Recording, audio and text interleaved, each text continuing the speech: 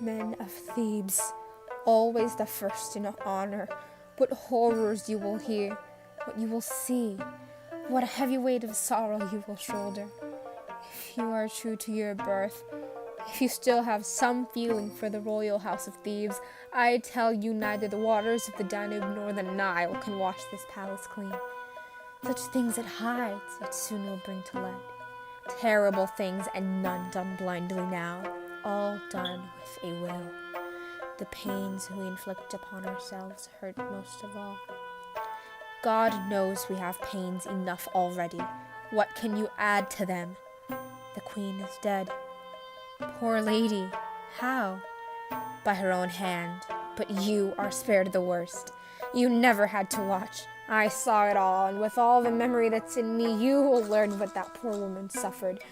When she'd broken in through the gates, dashing past us, frantic, whipped to fury, ripping her hair out with both hands, straight to her room she rushed, flinging herself across the bridal bed, doors slamming behind her. Once inside, she wailed for Laius, dead so long ago, remembering how she bore his child long ago. The life that rose up to destroy him, leaving its mother to mother living creatures with the very son she'd borne.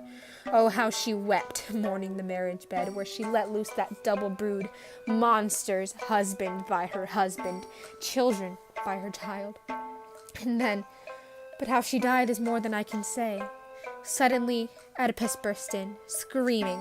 He stunned us so we couldn't watch her agony to the end. Our eyes were fixed on him, circling like a maddened beast, stalking, here, there, crying out to us. Give him a sword. His wife, his mother. Where can he find the Mother Earth that cropped 2 crops at once, himself and all his children? He was raging, one of the dark powers pointing the way, none of us mortals crowding around him. No.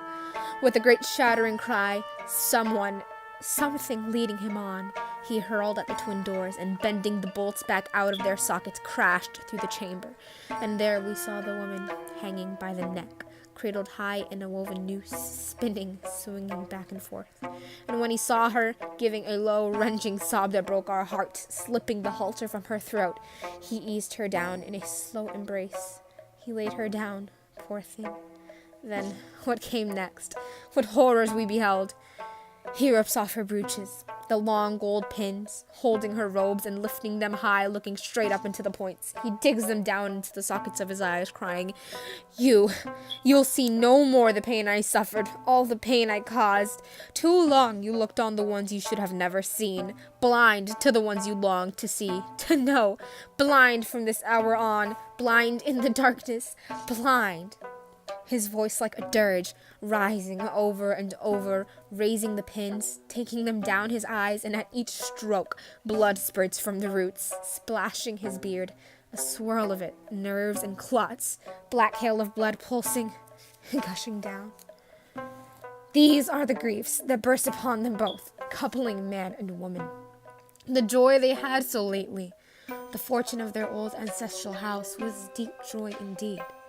Now in this one day, wailing, madness, and doom, death, disgrace, all the griefs in the world that you can name, are all theirs forever. Oh, poor man, the misery. Has he any rest from pain now?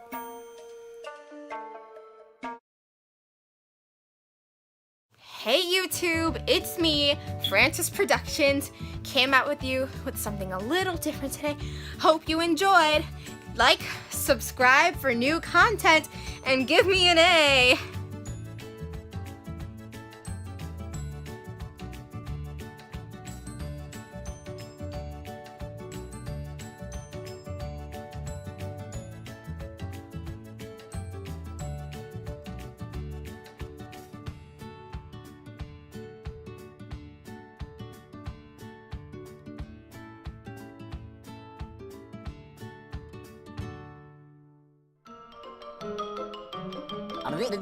That's all, folks.